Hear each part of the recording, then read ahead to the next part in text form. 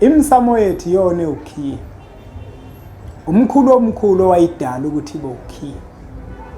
Inkolo asingayithwali ngeqomo. Ayikho into ebaluleke ukudlula ikhaya.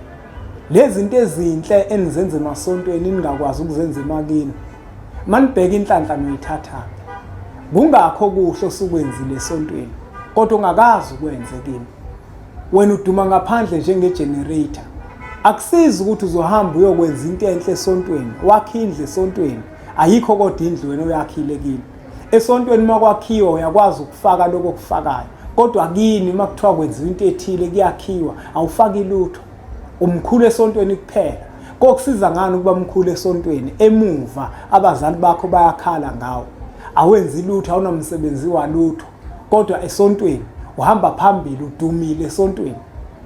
Uyanikela kakhulu, waziwa ngalo ukuthi avunikela, kodwa kini bazamula kuqhantsha inyembezi, akukho kwenzayo.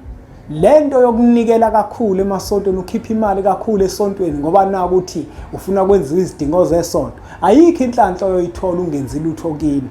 Inhlanhla abafowethu nodadewethu ikubantu abadala basemakithi. Asiyeke ukukhohliswa abantu basitshela ukuthi khipha konke uhambe uyokwenza izidingo zesonto. Ngeke uthole lutho ngoba uNkulunkulu wadala ukuthi inhlanhla uyinikeze okhokho bakho. Ukuba inhlanhla itholakala kuyena umkhulu omkhulu, angabe sonke inhlanhla sinayo, ngabe sonke imali sinayo, ngoba sonke siyathandaza, sicela imali, sicela okuhle, kungenzeki ngoba akukho ezandleni zakhe. Uyena owakususa ezandleni zakhe wakunikeza amathongo ethu.